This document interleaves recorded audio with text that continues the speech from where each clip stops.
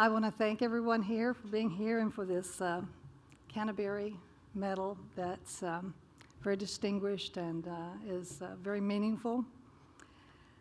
I'm honored to accept it and grateful to those who encouraged us to receive this medal. And my heart, I have to just say, is overflowing with blessing tonight. But I do want to qualify something. The decision was a family decision to sue the Supreme Court. We met together. That included all of Gen 1, Gen 2, and the adults of Gen 3. So that would be about 20 family members, and 12 of them are here tonight, so I'm glad to have them here.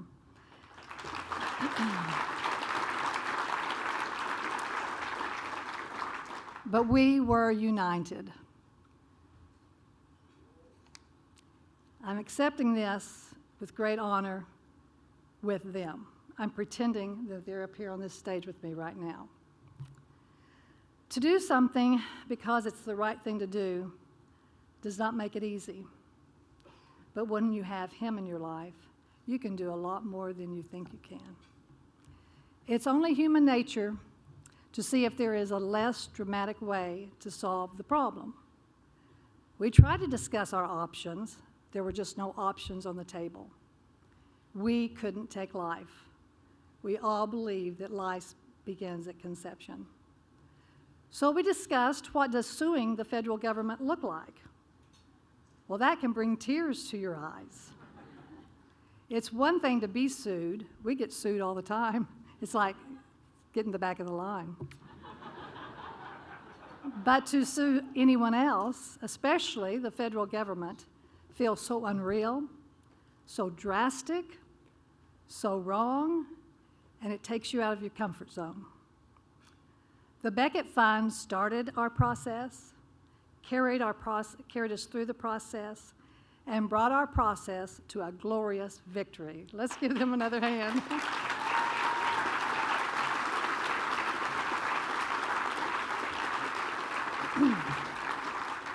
We will forever be grateful for their advocacy, their wisdom, and their many, many hours of preparation and performance. There were many women and men who worked with us, spent time with us, and coached us as to what to expect, and with me, what to say. I had to ask them as we ran down the steps after the case was heard in March of last year, if we had a good day or a bad day. Well, I had two different versions I was to read. When they said it felt like a good day, I read my good day statement. Also, as we were running down the steps, David was helping me down the steps, and a really nice member of the Becket team, who just happened to be 8 months pregnant at the time, was helping him down the steps. That's real support. That support also included instructions. During our walkthrough the night before, we were told to sit up straight and not slouch, pay attention, don't show emotion, sit still, don't draw attention to yourselves. And I already thought we had a neon light blinking on top of our head. And don't chew gum, especially bubble gum. Now, I think that because I've been to the Midwest and got to know our family, they put that in there because they knew that there was a chance of that. Then they told the women that all we could carry into the courtroom was a driver's license for identity and a lipstick, and a very small purse. That just about did me in, because I may walk softly, but I do carry a big purse. Then they said we couldn't leave the courtroom for any reason once the court was in session. You had to get there an hour early just to get a seat. The court session was an hour and a half, so you now have 2.5 hours in a room with no exit strategy. The last thing we all look for before going into the courtroom is, I'm sure you can guess it, the washroom. Then you just had to try and not think about it anymore.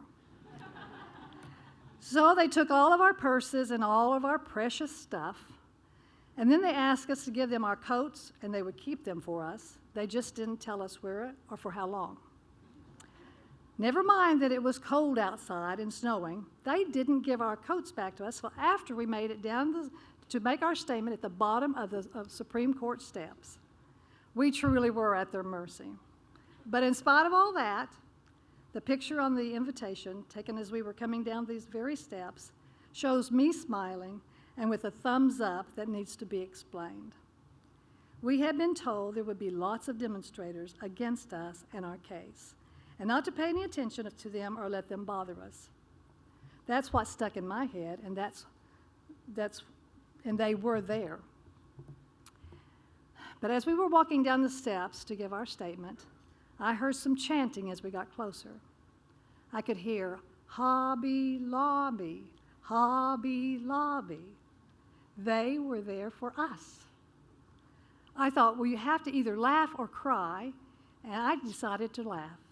My heart was so touched on that cold day. I was so thankful for those voices of support and for taking time to be there with us at this critical time in our life. Also, we had knowledge of two friends, one from Michigan and one from Colorado, who had flown there just to march and pray around the Supreme Court building while we were in the courtroom. As we walked out, we could see them, cold and wet, as they walked toward us. Did I mention it was cold and it was snowing and it was slippery? Yet these wonderful friends and supporters were there standing with us and praying for us. I was as happy as if we had won. The visible and audible support was so encouraging. What a day for the family. As we talked over lunch, they again said it was a very good day. Paul Clement said it was a good day and was happy, and if he was happy, we were all happy.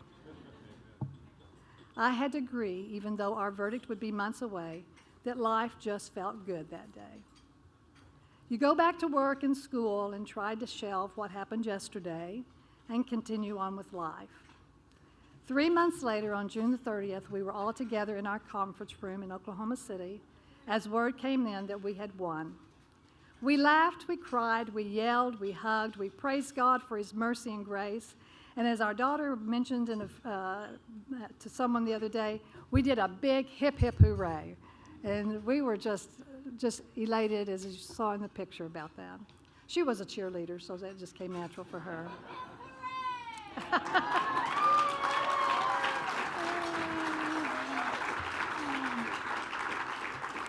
I was going to say a while ago about David, you can take the boy out of the country, but you can't take the country out of the boy.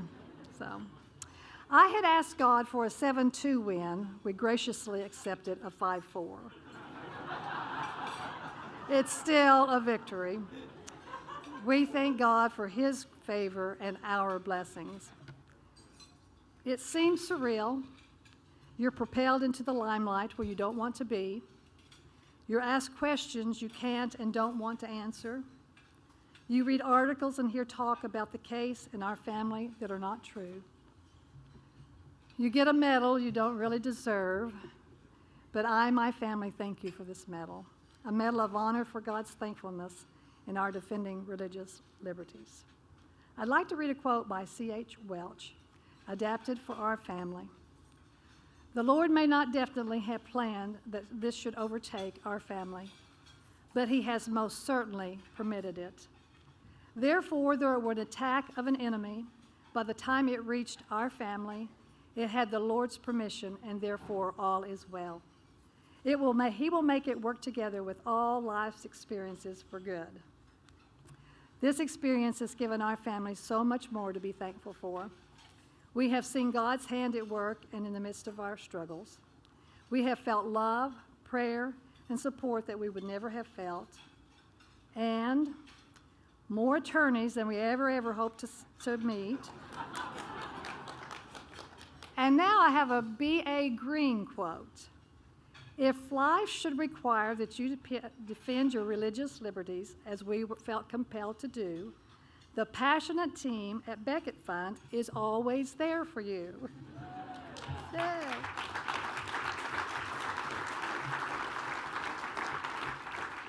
Thank you, President Mima and the Becket Fund team, once again for this extremely prestigious Canterbury Medal of Honor and Recognition for me and my family.